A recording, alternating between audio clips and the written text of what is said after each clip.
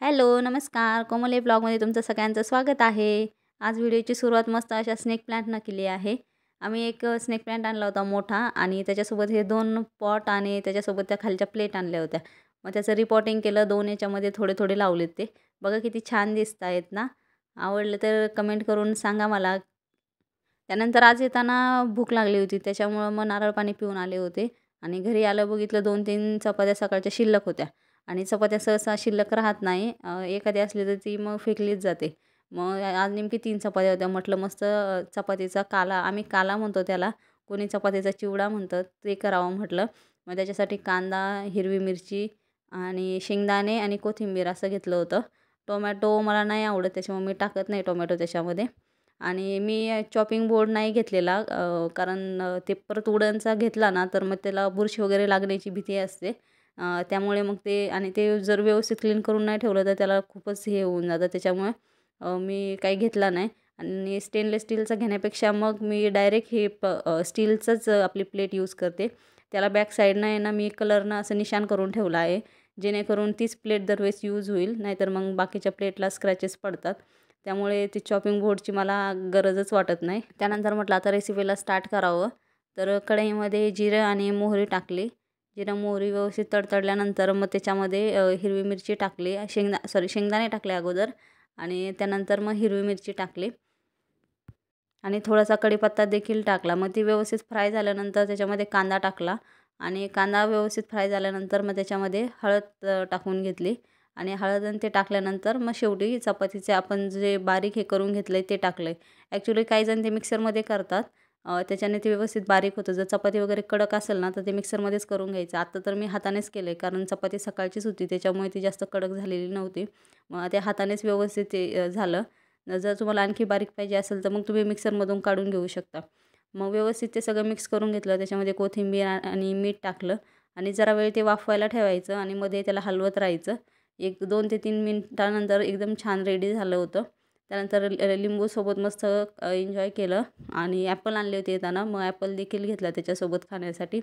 आणि नंतर कपडे मशीनला लावायला निघाले. तर बघ तिथं काय, आता आजारी होती त्याच्यामुळे 1 वीक घरामध्ये कशाकडेच लक्ष नव्हतं. तर पूर्ण वॉशिंग मशीनवर डस्ट जमा झालेली होती.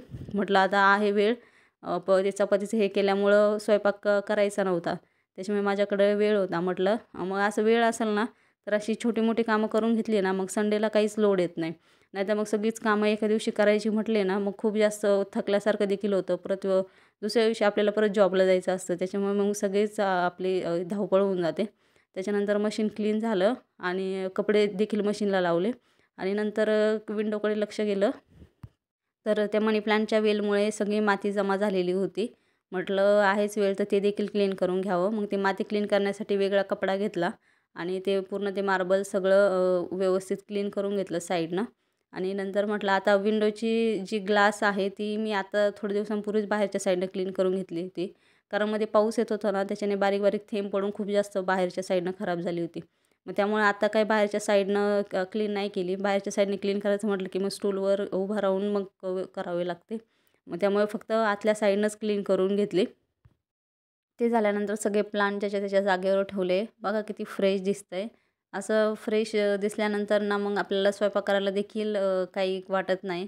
माइंड एकदम फ्रेश, त्यांना त्या झाडांकडे बघितलं की फ्रेश आणि सगळं क्लीन असेल ना तर वेगळीच एक्साइटमेंट असतेच बाकी सगळं आवरण्यामध्ये. त्यानंतर भांडे घासायची वेळ होती. भांडे घासायला जेवढा कंटाळा येत नाही ना तेवढे हे जाळीतले भांडे आहेत ना ठेवायला कंटाळा येतो. मी एखाद दिवशी माझ्या किचन ट्रॉलीची हे देईल. आणखी मी ती व्यवस्थित सगळं ऑर्गनाईज नाही केलं आहे. ते सगळं ऑर्गनाईज झालं की मी पूर्ण तुम्हाला डिटेलमध्ये किचन ट्रॉलीचा व्हिडिओ शेअर करेल. मी कुठं-कुठं काय-काय ऑर्गनाईज केलं आहे ते. त्यानंतर मग पटपट भांडे घासून घेतले. भांडे घासून झाल्यानंतर लगेच बेसिन क्लीन करून घेतलं आणि ते नळ देखील क्लीन करून घेतले. अशी छोटी-छोटी कामे पटपट करून घेतली आहे ना, असं काय थोडासा वेळ मिळाला की मग नंतर परत आपल्याला लोड येत नाही, थकवा देखील जाणवत नाही. आणि एकाच दिवशी सगळं कामं केली की दुसऱ्या दिवशी परत ऑफिसला जायला कंटाळा येतो, नाहीतर खूप दमल्यासारखं होतं. त्यानंतर बघू शकता किती छान किचन ओटा क्लीन झाला आहे. आणि ते व्हिडिओ काढता-काढता लक्षात आलं की एक जी ग्लासची बॉटल आहे ना ती रिकामी आहे. ॲक्च्युली त्याच्यामध्ये मनी प्लांट लावला होता, पण त्याची काही ग्रोथच व्यवस्थित झाली नाही. मग परत ती बॉटलला व्यवस्थित क्लीन करून घेतली आणि उन्हामध्ये सुकायला ठेवून दिली होती. मग त्याच्यामध्ये म्हटलं माझ्याकडे चिया सीड्स होतं आणि त्या आतमध्ये डब्यामध्ये ठेवून दिलेल्या होत्या. मग ते परत चिया सीड्स तिची एक्सपायरी डेट जवळ आली होती. म्हटलं अशी समोर राहिले ना तर ते भिजायला टाकायचं लक्षात राहील. त्यानंतर मग मशीन देखील झालं होतं. मग लगेच कपडे टाकायला घेतले.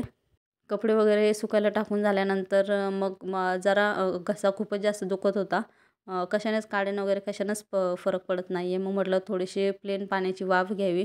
मग प्लेन पाण्याची वाफ वगैरे घेतली, झाडून वगैरे घेतलं. मग ते झाल्यानंतर व्हिडिओ एडिट करण्यासाठी घेतला आणि सगळे व्हिडिओ वगैरे एडिट झाल्यानंतर आज खूप लवकर कामे आवरली होती. म्हटलं पटपट व्हॉईस ओव्हर देखील करून घेता येईल.